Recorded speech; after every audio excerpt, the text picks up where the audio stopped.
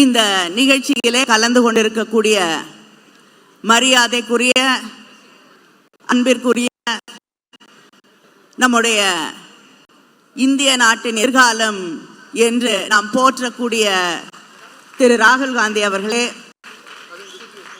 இந்த நிகழ்ச்சியிலே கலந்து கொண்டிருக்கக்கூடிய அமைச்சர்கள் தங்கம் தென்னரசு அவர்களே, அனிதா ராதாகிருஷ்ணன் அவர்களே, காங்கிரஸ் கமிட்டியின் தலைவர் செல்வ பருந்தகை அவர்களே, KS அழகிரி அவர்களே, அண்ணன் திருநாவுக்கரசு அவர்களே, KV தங்கபாலு அவர்களே, பீட்டர் அல்போன்ஸ் அவர்களே, திராவிட முன்னேற்ற கழக மாவட்ட கழகத்தின் செயலாளர்கள் அண்ணன் நாவுடையப்பன் அவர்களே, TPM மைதீன் கான் அவர்களே, மேடையிலே இருக்கக்கூடிய நம்முடைய இந்தியா கூட்டணியை சார்ந்த தலைவர்களே, இந்த நிகழ்ச்சியிலே கலந்து கொண்டிருக்கக்கூடிய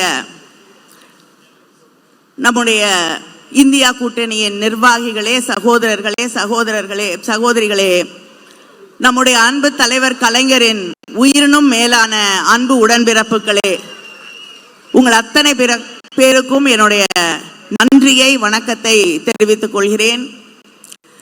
நான் அடிக்கடி திரு ராகுல் காந்தி அவர்களிடம் சொல்லுவது என்னவென்றால், தமிழ்நாடு உங்களை எப்பொழுதுமே வரவேற்க காத்திருக்கிறது, நாங்கள் உங்களை அதிகம் நேசிக்கக்கூடியவர்கள் என்று.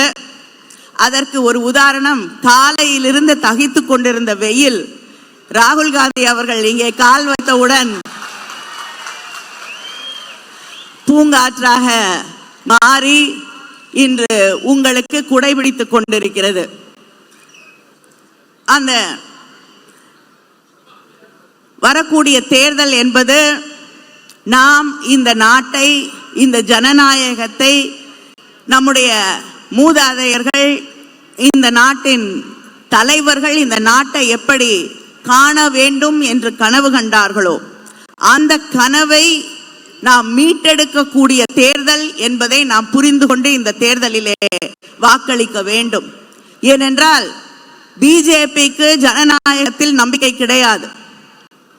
திரு ராகுல் காந்தி அவர்கள் பாராளுமன்றத்திலே தொடர்ந்து அவர்களை எதிர்த்து கேள்வி கேட்டு, அதனால இந்த நாட்டிலே பேச்சுரிமையை காப்பாற்ற வேண்டும், சாதாரண சாமானிய மக்களுடைய உரிமையை காப்பாற்ற வேண்டும் என்றால் இந்த தேர்தலிலே இந்திய கூட்டணி வெற்றி பெற வேண்டும் என்பதை நாம் மனதிலே நிறுத்திக் கொள்ள வேண்டும். நிறைய பேர் விமர்சனம் செய்து கொண்டிருக்கிறார்கள். காங்கிரசும் திராவிட முன்னேற்ற கழகமும் தொடர்ந்து இணைந்தே இருப்பது அவர்களுக்கு ஏற்றுக்கொள்ள முடியாததாக, பார்ப்பதற்கே கொஞ்சம் மனதுக்கு வருத்தம் தரக்கூடிய ஒன்றாக கூட இருக்கிறது.